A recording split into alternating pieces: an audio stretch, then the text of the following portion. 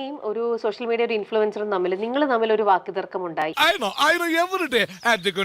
അതിപ്പോ ഭയങ്കരമായിട്ട് ഇങ്ങനെ അതിന്റെ ഓഡിയോ ഇങ്ങനെ പോയിക്കൊണ്ടിരിക്കണ്ടേ. എന്താ ഉറക്കം വരുന്നു. അതാണെങ്കിലോ അതിനെ കുറിച്ചാണെങ്കിലോ അത് ഞാൻ പറഞ്ഞിട്ട് സിനിമയായിട്ട് കാണാതെ ഒരു സ്പെക്യുലേഷൻസും മറ്റു കാര്യങ്ങളൊക്കെ വരുമ്പോൾ എനിക്ക് സഹിക്കാൻ പറ്റില്ല. പിന്നെ ഞാൻ മനസ്സിലാക്കുന്നു അത് ജീവിക്കാൻ വേണ്ടിയാണ്. എന്തോ കുത്തി പറയുന്ന പോലെ എനിക്ക് ഫീൽ ചെയ്യുന്നുണ്ട് കേട്ടോ. കുത്തിയില്ലല്ലോ, കുത്താൻ പോണല്ലേ ഉള്ളൂ. ഇപ്പൊ ഈ ഒരു കാര്യം ചെയ്യുമ്പോൾ അതിനൊരു ട്രാക്ഷൻ വേണം. ട്രാക്ഷൻ വരുമ്പോൾ അതിന് മോണിറ്റൈസേഷൻ ഉണ്ടെങ്കിൽ അത് റവന്യൂ ആയി മാറും. റവന്യൂ എന്ന് വെച്ചാൽ അയാൾ പറയുന്നത് അയാൾ ശരിയാണത് അങ്ങനെ ചെയ്യുവാണെങ്കിൽ അരി മേടിക്കാനാണെന്നാണ് പറഞ്ഞത്. കൃത്യമായിട്ട് പറഞ്ഞ അരി മേടിക്കാനാണെന്ന് പറയാം. കാര്യങ്ങളൊക്കെ കൈവിട്ട് പോയല്ലോ. അങ്ങനെ ഒരാൾ പറയണേ ഞാൻ അന്നത്തിന് വേണ്ടിയിട്ടാണ് ഞാനിത് ചെയ്യുന്നതെന്ന് പറയുമ്പോൾ പിന്നെ I think I have to respect that. Okay, ഒരാൾ പച്ചയ്ക്ക് പറഞ്ഞു ഞാനിത് ഇങ്ങനെയൊക്കെ ചെയ്യുന്നതും സംസാരിക്കുന്നതും എൻ്റെ ഊഹാബോധങ്ങൾ പങ്കുവെക്കുന്നതും അത് നിങ്ങളെ ഏത് രീതിയിൽ ബാധിച്ചാലും എനിക്ക് വിഷയമല്ല. ബിക്കോസ് ഞാൻ അരി മേടിക്കാനാണെന്ന്. ഞാനും ജീവിക്കാൻ വേണ്ടി തന്നെയാണ് ഈ പണിയെടുക്കുന്നത്. പുള്ളിയും അത് ചെയ്യണേ. ഞാൻ ഒരുപാട് തെറിയൊക്കെ പറഞ്ഞിട്ടുണ്ട് പുള്ളിനെ. എങ്ങനെയുണ്ട് എന്റെ പെർഫോമൻസ്? അയ്യോ ഓർമ്മിപ്പിക്കല്ലേ പൊന്നെ. പുള്ളിയുടെ വീട്ടിൽ അച്ഛനും ഉണ്ടാവും, അമ്മയുണ്ടാവും, ഭാര്യ ഉണ്ടെന്ന് ഞാൻ മനസ്സിലാക്കുന്നു. സുഹൃത്തുക്കളെ കുട്ടികളോ ഓരോട്ട് ഈ അരി ആ വീട്ടുകാർ തന്നെ കഴിക്കണ്ടാവുക. അപ്പൊ എന്റെ തെറി കേട്ടിട്ട് ഒരു വീട്ടിൽ ഒരു നല്ല കാര്യം സംഭവിച്ചിട്ടുണ്ടെങ്കിൽ അത് I welcome it. Hey guys, WhatsApp എന്തൊക്കെയുണ്ട്? ഇന്ന് മാർക്കോ റിലീസ് ചെയ്തിട്ട് 3-4 ദിവസമായി. ഇന്ന് തിങ്കളാഴ്ച, അപ്പോൾ 4 ദിവസമായി ഏകദേശം. ഇതിൻ്റെ ഇടയിൽ ഒരു 95% പോസിറ്റീവ് റിവ്യൂസാണ് വന്നേക്കണത്. ഒരു 5% നെഗറ്റീവ് റിവ്യൂസ് വന്നിട്ടുണ്ട്. ആ 5% എന്നെ ആശ്ചര്യപ്പെടുത്തിയത്, ആക്ച്വലി ഞാൻ ആശ്ചര്യപ്പെട്ടൊന്നുമില്ല, ഞാൻ ഓൾറെഡി എനിക്ക് അറിയായിരുന്നു ആളിങ്ങനെ ചെയ്യുള്ളൂ എന്നുള്ളത്. ആളുടെ ഒരു ഇത് വെച്ചിട്ട് ആളങ്ങനെ ചെയ്യുള്ളൂ എന്ന് എനിക്കറിയായിരുന്നു. പറഞ്ഞു തന്നെ വേറെ ആരെയല്ല, സീക്രട്ട് ഏജന്റിന്റെ കാര്യമാണ് അരിയണ്ണൻ. ആള് മാർക്കോടെ ഒരു ടീസർ റിയാക്ഷൻ കൊടുത്തിരുന്നു. മൊത്തം പുള്ളിക്ക് ഒരു 7 ലക്ഷം സബ്സ്ക്രൈബേഴ്സ് ഉള്ളതിൽ 8 ലക്ഷം സബ്സ്ക്രൈബേഴ്സ് ഉള്ളതിൽ 2.5 ലക്ഷം പേരാണ് ആ അതിന്റെ വ്യൂ കണ്ടത് ടീസർ റിയാക്ഷന്റെ. പക്ഷെ ആൾക്ക് മനസ്സിലായി പോസിറ്റീവ് പറഞ്ഞുകൊണ്ട് ഞാൻ വ്യത്യസ്തനാവുന്നില്ല. എല്ലാവരും നല്ലത് പറയുമ്പോൾ ഞാൻ മാത്രം നല്ലത് പറഞ്ഞു കഴിഞ്ഞാൽ എല്ലാവരും ചാനലിൽ വ്യത്യസ്തമൊന്നുമില്ലല്ലോ. ആളതിനെ നെഗറ്റീവായിട്ട് ചിന്തിച്ചു. ആൾക്ക് മോണിറ്റൈസേഷൻ ഓണാണ്, പേയ്മെന്റ് ഉണ്ട്. അപ്പോൾ ആളതിനെ നെഗറ്റീവായിട്ട് ചിത്രീകരിച്ച് ആളാ പടത്തിന് ഒന്നുമില്ലായ്മ എന്ന് പറഞ്ഞുകൊണ്ട് കൊന്നു ആ ഒരു സിനിമയെ. ഏകദേശം 5.5 ലക്ഷം 6 ലക്ഷം പേര് അടുത്ത ആ വീഡിയോ കണ്ടിട്ടുണ്ട്. ഇനി അതിനെ വച്ചിട്ട് പുള്ളി ഒരു ഫസ്റ്റത്തെ ഒരു വീഡിയോ കൂടി കഴിഞ്ഞു. അതിനുശേഷം ഒരു ക്ലാരിഫിക്കേഷൻ വീഡിയോ കൂടി കഴിഞ്ഞു. അതിനും വന്നിട്ടുണ്ട് ഏകദേശം ഒരു 4 ലക്ഷം 3 ലക്ഷം വ്യൂ കണ്ട് അതിനും വന്നിട്ടുണ്ട്. ഇനി ഇതിന് പുറകെ ഇനിയിപ്പോൾ നമ്മളെല്ലാവരും ഓഫ്കോഴ്സ് നമ്മളൊരു തെറ്റ് കാണുമ്പോൾ നമ്മളത് ചൂണ്ടിക്കാണിക്കുമല്ലോ. അപ്പോൾ അതിനെല്ലാം ന്യായീകരിച്ചുകൊണ്ട് പുള്ളി ഇനിയും വീഡിയോസ് വരാം. പുള്ളി എനിക്ക് തോന്നുന്നു മൊത്തം കൊണ്ട് 1000 വീഡിയോ പുള്ളിയുടെ യൂട്യൂബ് ചാനലിലുള്ളതിൽ ഒരു 10-30 വീഡിയോ എങ്കിലും ഉണ്ണിമൂന്തൻ എന്നുള്ള കണ്ടന്റ് തന്നെയായിരിക്കും. ആള് ഫേമസ് ആയതും ആ ഒരു ടോപ്പിക്കിലാട്ടോ. ഉണ്ണിമൂന്തന്റെ ഒരു കോൾ റെക്കോർഡിങ് ഉള്ള ഒരു ഇതിലാണ് പുള്ളി ഫേമസ് ആയത്. ആക്ച്വലി ഉണ്ണി എന്ന് പറഞ്ഞു കഴിഞ്ഞാൽ കുറച്ച് ഹൃദയത്തിൽ നിന്നുള്ള മനുഷ്യനാണ്, റിയലിസ്റ്റിക് ആയിട്ടുള്ള മനുഷ്യനാണ്. അകത്തെന്താണോ അത് പുറത്ത് കാണിക്കുന്ന മനുഷ്യനാണ്. നമ്മളെല്ലാവരും അങ്ങനെ തന്നെയാണ്. നമ്മളാരും മുഖമൂടി ഇട്ട് ജീവിക്കുന്നവരൊന്നുമല്ല. നമുക്ക് ഉള്ളിൽ ദേഷ്യം വന്നാൽ നമ്മൾ ദേഷ്യപ്പെടും, സങ്കടം വന്നാൽ കരയും, അല്ലെങ്കിൽ സന്തോഷം വന്നാൽ ചിരിക്കും. അല്ലു അർജുന്റെ റീസെന്റ് ഒരു മീം കണ്ടിരുന്നില്ലായിരുന്നു? പുള്ളി പബ്ലിക്കിൽ ഉറക്ക ചിരിച്ചുകൊണ്ടിരുന്ന പുള്ളിയാണ്. മീൻസ് ഭയങ്കര ഇതായിട്ട് ചിരിച്ചുകൊണ്ടിരുന്ന പുള്ളിയാണ്. ആളുടെ ചിരി എല്ലാവരും കളിയാക്കിയിട്ട് ആളിപ്പോ ഇങ്ങനെ പിടിച്ചിരിക്കണത് അതൊരാളുടെ സ്വാതന്ത്ര്യത്തിനെ ഹനിക്കുന്ന സംഭവമാണ്. നമുക്ക് ട്രോളാം, കളിയാക്കാം, പക്ഷെ ആളുടെ വ്യക്തിപരമായിട്ട് ചെയ്യണത് അത്ര ശരിയല്ല.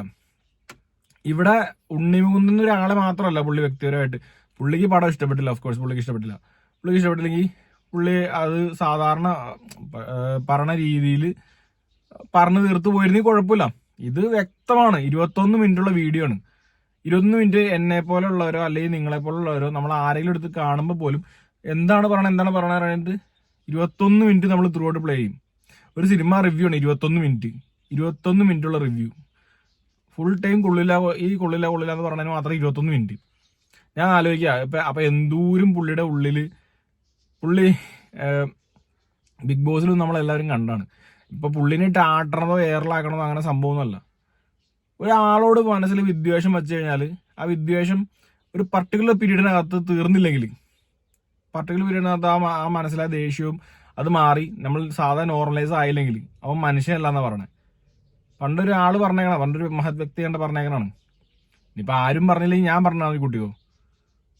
അതായത് നമ്മുടെ ഉള്ളിൽ ഒരു ആളോട് പർട്ടിക്കുലർ ആളോട് ദേഷ്യമുണ്ട്. ആ ദേഷ്യം നമ്മുടെ ഉള്ളിൽ ഇങ്ങനെ തികഞ്ഞ് പുകഞ്ഞ് പോയി കഴിഞ്ഞാൽ നമ്മുടെ ഉള്ളിൽ സാത്താൻ വളരുന്ന.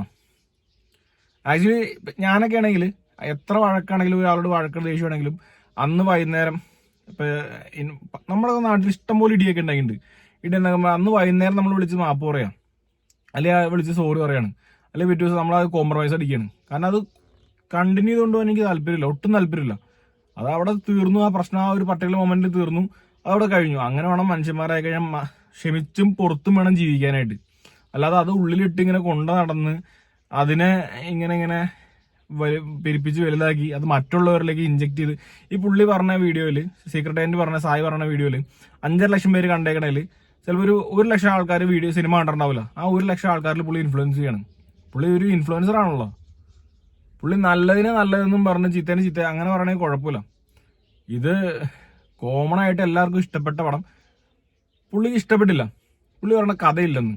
അല്ലെങ്കിലും ഈ റിവെഞ്ച് സ്റ്റോറീസിൽ അല്ലെങ്കിൽ ആക്ഷൻ മൂവീസിലൊക്കെ ഒരു മിനിമം വരെ കഥയുള്ളൂ.